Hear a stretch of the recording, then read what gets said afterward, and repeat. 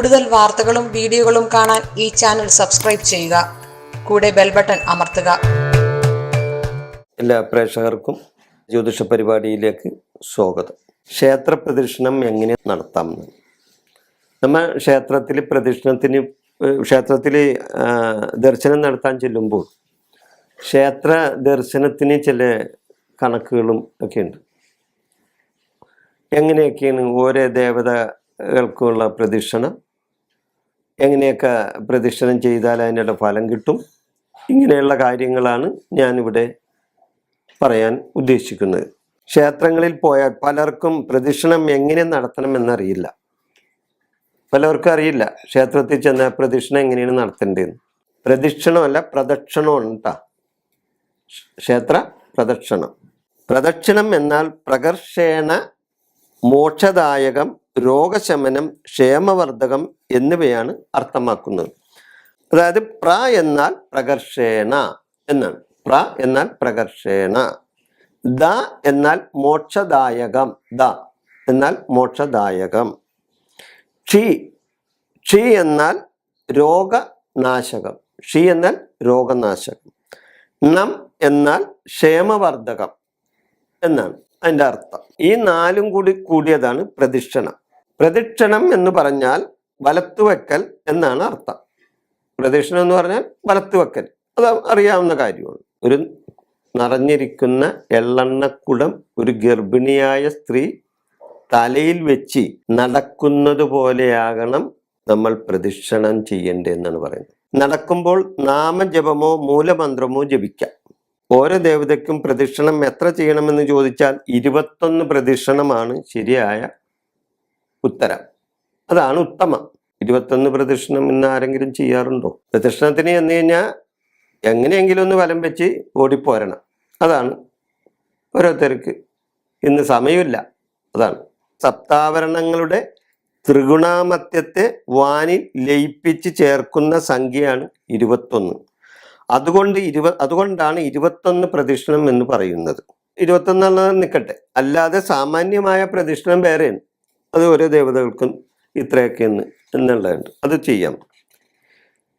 ഗണപതിക്ക് ഒരു പ്രദക്ഷിണമാണ് പറഞ്ഞിട്ടുള്ളത്. ഗണപതിക്ക് ഒരു പ്രദക്ഷിണം എന്തിനാണ്? വിഘ്നനാശത്തിനുള്ളതാണ്. ഗണപതിക്ക് ഒരു പ്രദക്ഷിണം വിഘ്നനാശത്തിന്.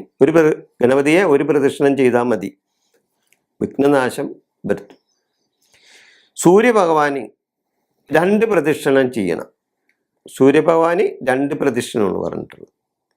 ഒന്ന് ആരോഹണം, മറ്റൊന്ന് അവരോഹണം. അതാണ് ആ 2 എണ്ണം.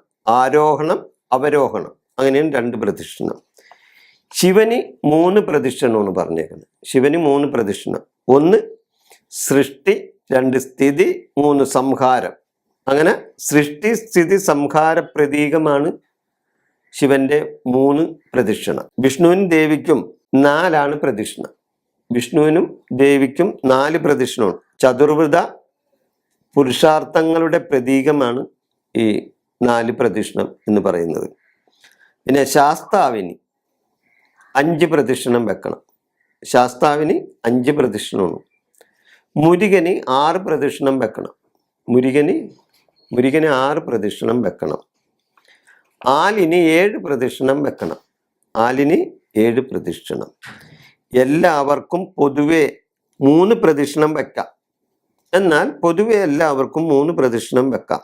അത് ധർമാർത്ഥ ഭാവങ്ങളെ തൃപ്തിപ്പെടുത്തി മോക്ഷത്തിലെത്തിക്കും. ആദ്യ പ്രദക്ഷിണം പാപനാശം, 2ാം പ്രദക്ഷിണം ദർശനാധികാരിത്വവും, 3ാം പ്രദക്ഷിണം ഐശ്വര്യ സുഖങ്ങളും തരും എന്നാണ് പറയപ്പെടുന്നത്. ക്ഷേത്ര ദർശന സമയത്ത് മനസ്സെപ്പോഴും ഏകാഗ്രമായിരിക്കണം.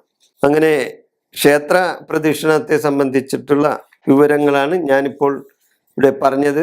അത് കൂടാതെ ക്ഷേത്ര പ്രദക്ഷിണത്തിന് വേറൊരു കാര്യം ശ്രദ്ധിച്ചാൽ നന്നായിരിക്കും. മതിലിന് പുറത്തുകൂടി പ്രദക്ഷിണം ചെയ്യുന്നതാണ് ഉത്തമം.